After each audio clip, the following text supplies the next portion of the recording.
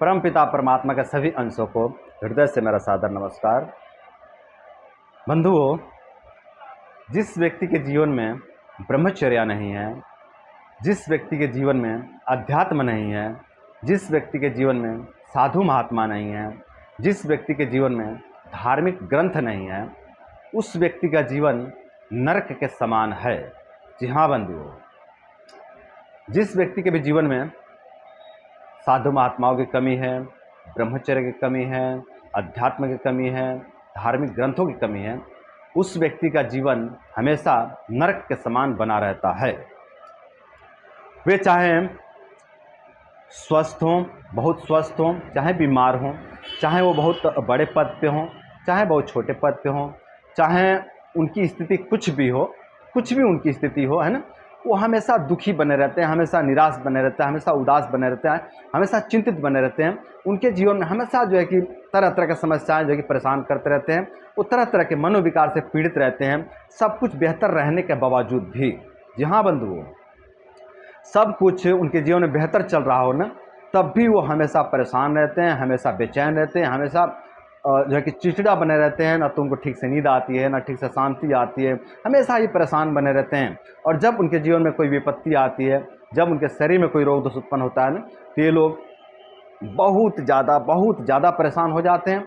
पूरी तरह से उस समस्या के सामने घुटने टेक देते हैं और पूरी तरह से एकदम चिड़चिड़ा हो जाते हैं और बहुत इनका जीवन एकदम नरक से भी बदतर बन जाता है समस्याएं आने के बाद।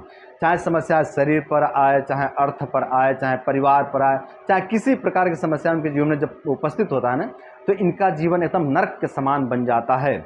और इनके जीवन में जब सब कुछ बेहतर चल रहा होता है ना, तब भी तो ये परेशान ही रहता है, तब भी इनका जीवन नरक के समान ही बना रहता है। संत महात्माओं की कमी के कारण, ब्रह्मचर्य की कमी के कारण, अध्यात्म की कमी के कारण और धार्मिक ग्रंथों की कमी के कारण, है ना।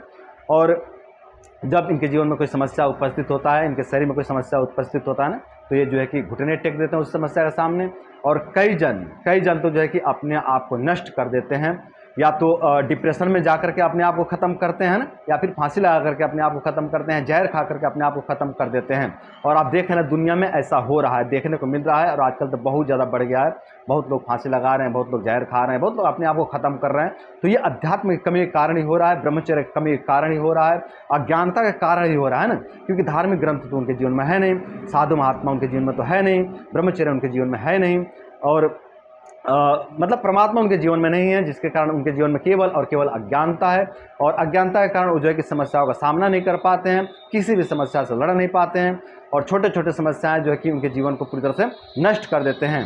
इनके साथ एक और समस्या होती है भाइयों, इनके जीवन में जब कुछ छोटी समस्या आती है ना, तो जल्दबाजी के कारण, या फिर धैर्यहीनता के कारण, या फिर परमात्मा में विश्वास न होने के कारण, संत महात्मा में विश्वास न होने के कारण इनके जीवन में थोड़ा भी धैर्य नहीं होता, थोड़ा भी जो है कि आस्तिकता नहीं होता है ना।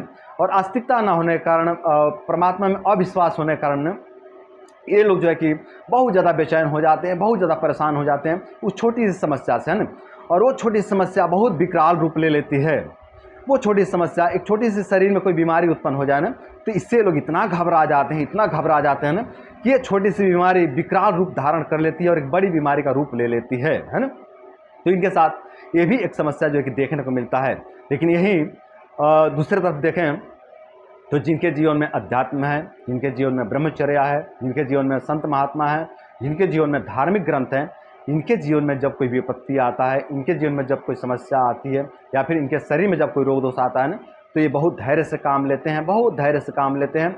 और इस समस्या में भी जो है कि मुस्कुराते रहते हैं। इनके जीवन में कोई बहुत ज़्यादा दुष्प्रभाव नहीं पड़ता, इनके मन पर कोई बहुत ज़्यादा दुष्प्रभाव नहीं पड़ता है।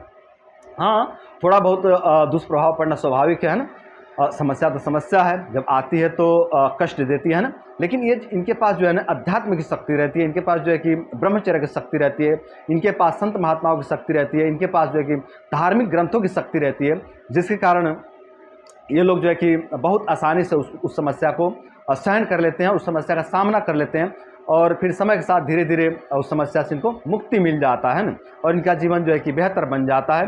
परमात्मा कृपा करते हैं, ब्रह्मचर्य की शक्ति उनके पास है ही है, धार्मिक ग्रंथों की शक्ति उनके पास है ही है, संत महात्माओं की कृपा उनके पास है ही है ना। तो इस सभी जो है कि सभी कृपाओं की वजह से इनको एक बल मिलता है। इस बल की मदद से ना ये लोग बहुत जल्दी इस रोग दोष समस्याओं से जो है कि बाहर निकल जाते हैं।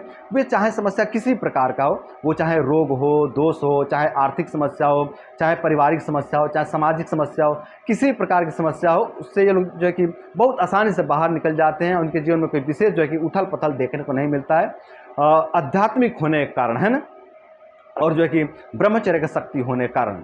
तो मेरे भाइयों, यदि आप भी चाहते हो कि आप बड़े से बड़े समस्याओं को जो है कि हंसते हंसते उसका सामना कर सको और उससे बाहर निकल सको, तो मेरे भाई आप ब्रह्मचर्य का पालन करें, अध्यात्म से जुड़े, साधु महात्माओं से जुड़े और धार्मिक ग्रंथों का अध्ययन निरंतर करते रहें। इससे जो है कि आपको एक आध्यात्मिक बल मिलेगा, एक जो है कि आध्यात्मिक शक्ति मिलेगा, और उस शक्ति की मदद से आप जो है कि सभी समस्याओं का सामना कर पाएंगे। और आपके जीवन में यदि कोई रोग दोष समस्या है ना, तो उससे भी जो है कि आपको मुक्ति मिल जाएगा अध्यात्म की मदद से, ब्रह्मचर्य की मदद से और संत महात्माओं की कृपा से।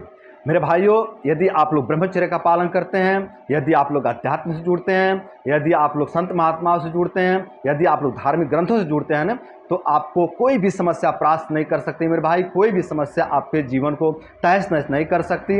आप बड़े से बड़े विपत्ति में भी धैर्य से काम लेंगे और धीरे धीरे आप उस विपत्ति से बाहर निकल जाएंगे। तो मेरे भाइयों, आप सभी ब्रह्मचर्य का पालन करें और जो है कि धर्म से जुड़े, अध्यात्म से जुड़े, संत महात्माओं से जुड़े, धार्मिक ग्रंथों से जुड़े और इस तरह जो है कि अपने जीवन को बेहतर बनाएं, अपने जीवन को जो है कि ऊर्जावान बनाएं और अपने जीवन के सभी समस्याओं को धीरे धीरे नष्ट करें और अपने जीवन को बेहतर बनाएं। तो बंधुओं, आज की वीडियो में बस इतना ही। आशा करते हैं कि इस वीडियो से आप लोग बहुत कुछ सीखने को मिला होगा, बहुत कुछ समझने को मिला होगा, और इस वीडियो से सीख लेकर के, समझ लेकर के आप सभी अपने रोग दोष समस्याओं को दूर करेंगे और अपने रोग दोष समस्याओं को दूर करके आप सभी अपने जीवन को सुंदर, सरल एवं खुशहाल बनाएंगे। तो बंधुओं, आज के लिए बस इतना ही।